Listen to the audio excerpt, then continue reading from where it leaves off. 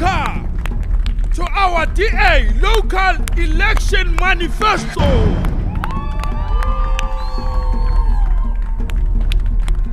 South Africa. He leads in parliament. He leads us in the nation. Yeah. Ladies and gentlemen, please welcome the federal leader of the Democratic Alliance, John Steenhuisen!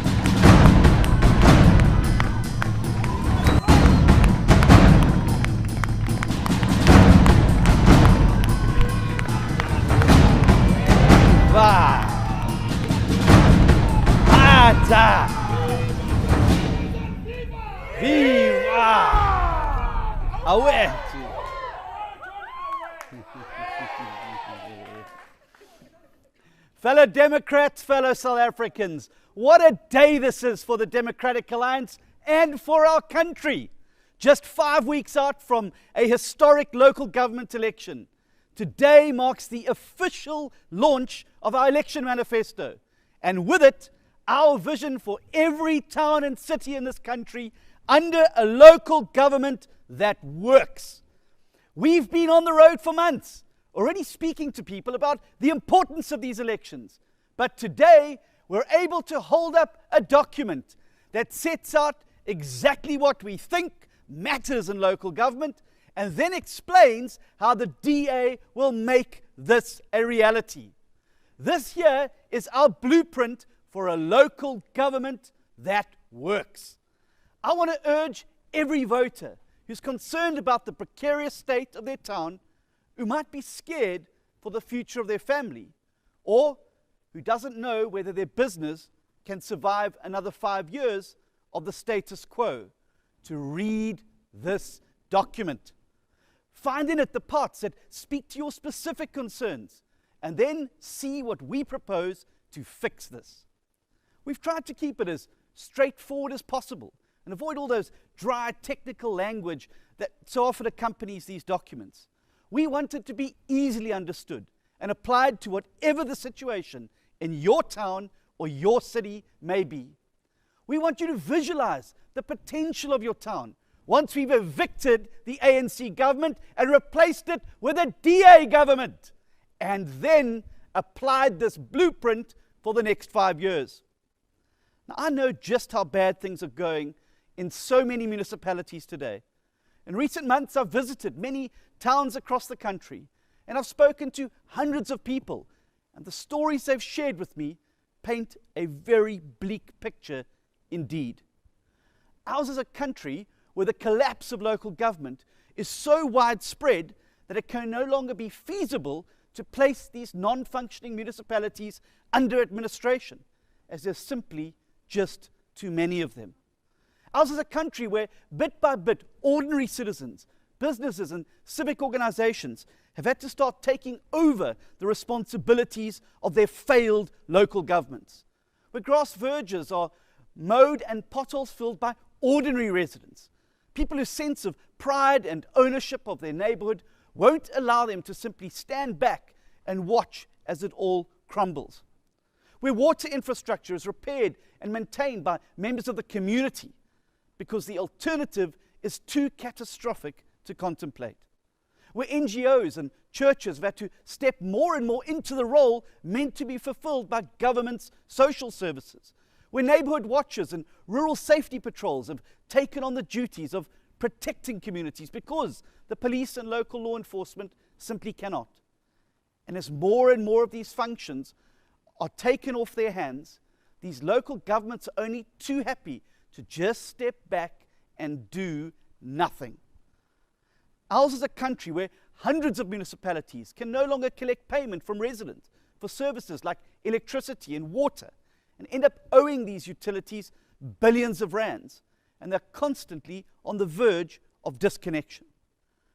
Ours is a country where the biggest employers in town have to beg their local government for years to improve the provision of clean water or to maintain the road and infrastructure so that the business can remain viable.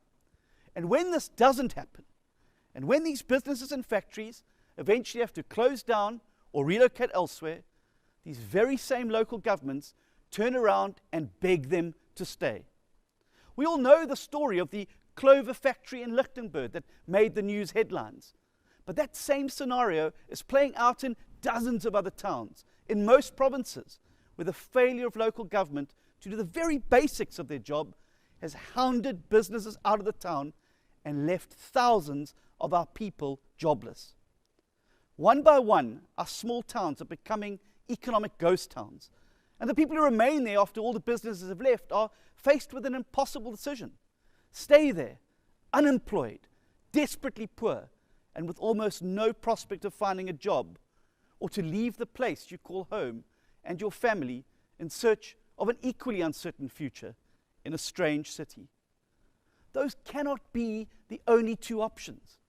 We cannot accept the demise of all these local economies as some inevitable fate. These are things that can be changed, things that are worth the fighting for. We dare not write off any town. But fellow South Africans, ours is also a country where small islands of excellence still exist in the sea of local government failure and neglect. And here I'm talking about municipalities run by the DA. Whether it's a town like Stellenbosch, Swellendam or Mossel Bay in the Western Cape, whether it's Kocha in the Eastern Cape or Midvaal in Gauteng, the contrast between these municipalities and those run by the ANC is staggering. The contrast is so unmistakable that in some places you can literally see the DA difference in the road under your feet as you cross the boundary.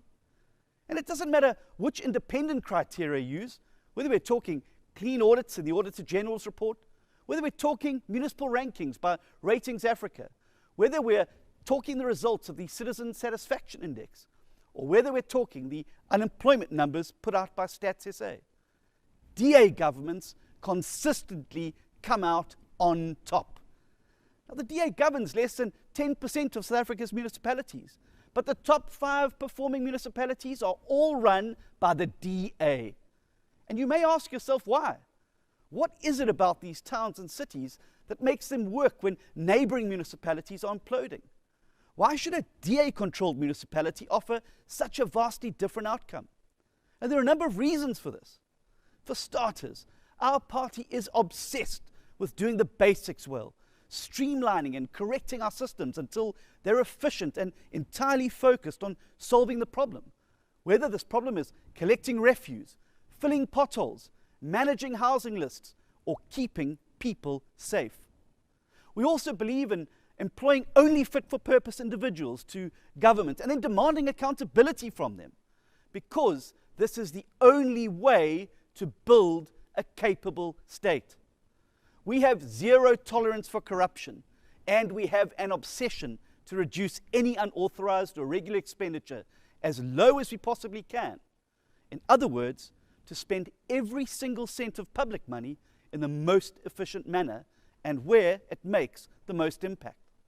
We believe in harnessing the power of the whole of society to tackle our challenges. We don't see government as some all-powerful entity dispensing its mercy, its gifts, and its jobs to the people. Government cannot create jobs, not on the scale we need. But if approached right, government can be an enabler of potential. It can put in place the systems, the support, and the legislation that make it possible for businesses to flourish and to create jobs. And it can offer individuals opportunities, which they must then grasp in order to live a life of value. But most importantly, in the DA, we never forget why we do what we do. We don't forget our oath of office. We never lose sight of the fact that the DA serves the people, not the other way around. Now, none of these things is rocket science. They're just the basic principles of good governance. But they're also the very things that set DA governments apart. When you apply these principles to local government, along with a clear long-term vision for a town or city, you'll get what we call the DA difference. And on the pages of this manifesto, you will find this applied to every aspect of local government. You'll see that we've divided this document up into a number of sections which deal with the main functions of a local government. Each of these functions is critical if you want a municipality to work. And it starts with arguably the most important function of a local government, the provision of dependable basic services to all. And this is where the DA has put miles of clear blue water between us and ANC local governments. Nothing has a more direct impact on people's quality of life and their ability to live a life of dignity than good, reliable basic services, and particularly access to clean drinking and cooking water. In this manifesto, you will see how DA governments work hard to make communities water secure, and particularly in the drought-stricken parts of the country like the Eastern Cape.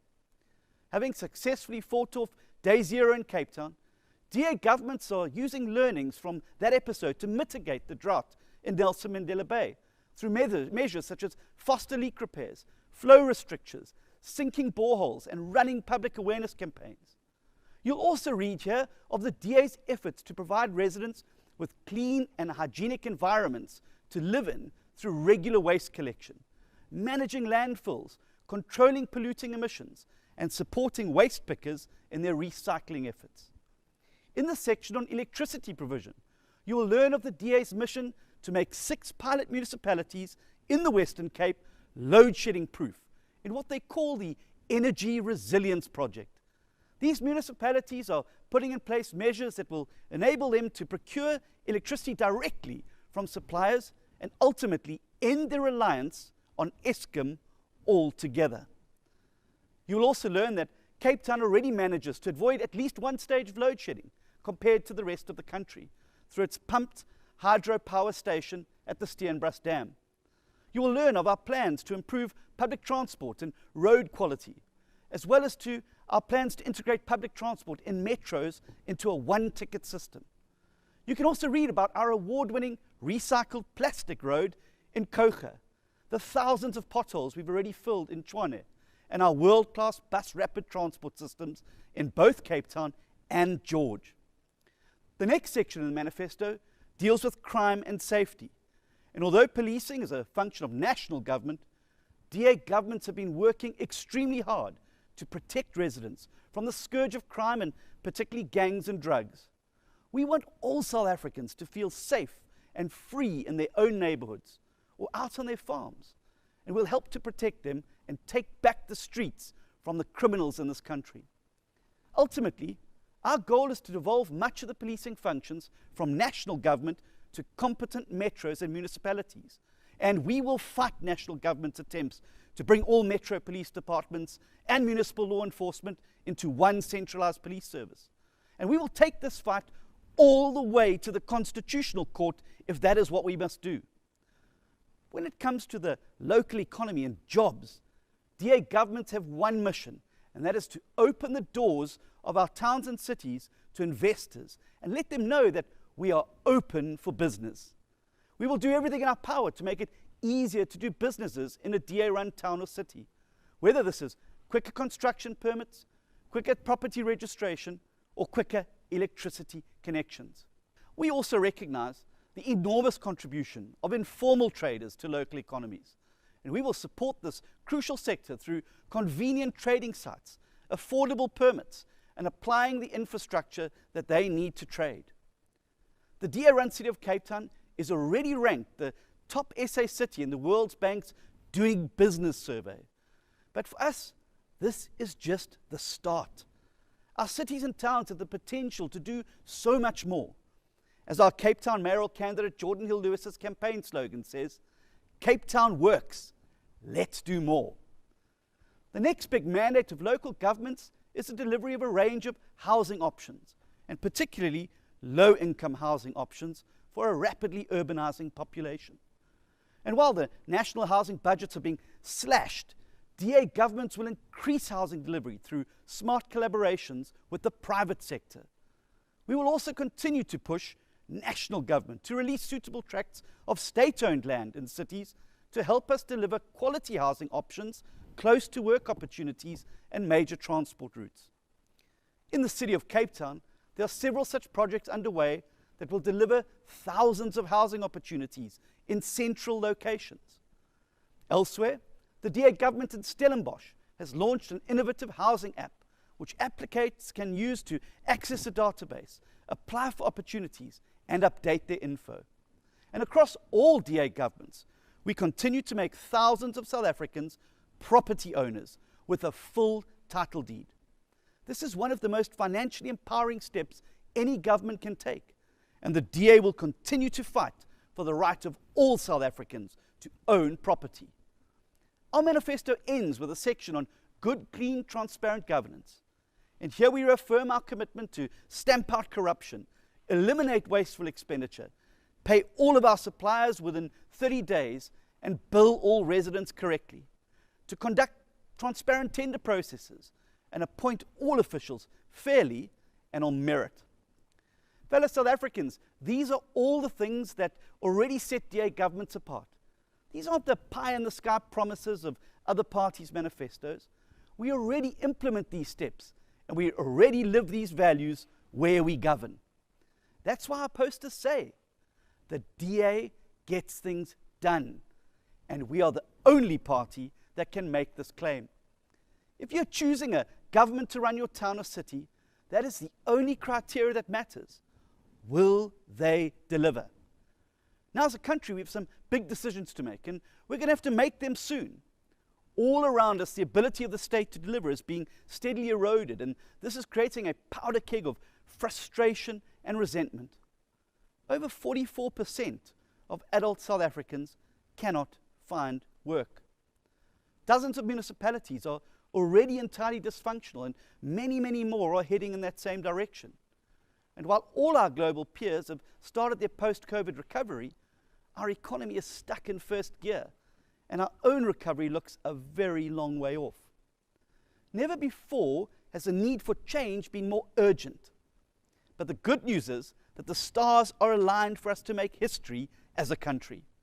All of the elements have come together to make it possible for these elections on the 1st of November to become our South African spring, where we finally step out of the shadow of a failed post-liberation government and into a new era of delivery, accountability, honesty, and professionalism. The ANC's implosion and the dawning realization among South Africans that they are beyond salvaging has thrown this election wide open. Our country now stands before a historic crossroads. We need to make smart choices now, informed choices that will protect and preserve this country for our children and their children. This means knowing what the main contenders on the ballot paper offer. Take their manifestos and read them critically. Ask yourself, are these just words, or can this party back it up with actions? One thing I can tell you is that the DA is not a party of wild, unattainable promises. We don't fill our manifesto with every fantasy we can think of. We don't ignore the real-world constraints of resources, budgets, personnel, historical backlogs, and maintenance neglect. Ours is a manifesto anchored in reality. A manifesto that speaks not only of what a DA government will do for you, but also what dozens of DA governments are already doing for millions of people. A record of action and a promise of more. The DA also isn't a party of bygone glories. We don't ask voters to remember what we once were half a century ago. We don't cherry-pick our good story from decades back. The DA wants voters to judge it by what it does today. We're a party that delivers in the present and looks to the future. Our good story is happening right now. It's happening in the metros and municipalities where voters have already made that smart choice. And it could happen in so many more. The DA is not a party of insiders and outsiders. It doesn't reward its inner circle and their families with the powerful positions and comfortable jobs at the expense of service delivery and the rule of law. We don't believe in jobs for pals. We don't believe in making government bigger and bigger until every single crony has a job, but nothing ever gets done. We don't deploy cadres who know nothing about running a government and only know how to extract every last cent for themselves. We don't paralyze the state. We constantly build the state to be more efficient, more responsive, and more capable. The DA is not a party that believes in a powerful government that controls every aspect of society. That idea died long ago. We believe that the best results are always achieved through collaboration and by decentralizing power and control so that those who know the most about a problem are tasked with solving it. Sometimes this will require of local or provincial governments to take on some of the responsibilities where national government is simply not up to the task. We can no longer accept that functions such as policing, commuter rail, and electricity provision should remain the sole function of an incompetent national government that clearly cannot do the job. We cannot stand by while people suffer the effects of these failures. Our job is to serve the people who elected us. And going forward, that will mean testing the reach of local and provincial government powers in order to look after the interests of the people. The DA also believes in a society where government is a partner and an ally to the citizens, and to families, and to businesses, not the sole provider of all things to everybody. That is why you will also read in each section of this manifesto that our office speaks not only about the rights of citizens, but also of their responsibilities. Because successful societies are those where people take responsibility for their choices and their actions. The DA is not a party that counts on racial solidarity to secure votes.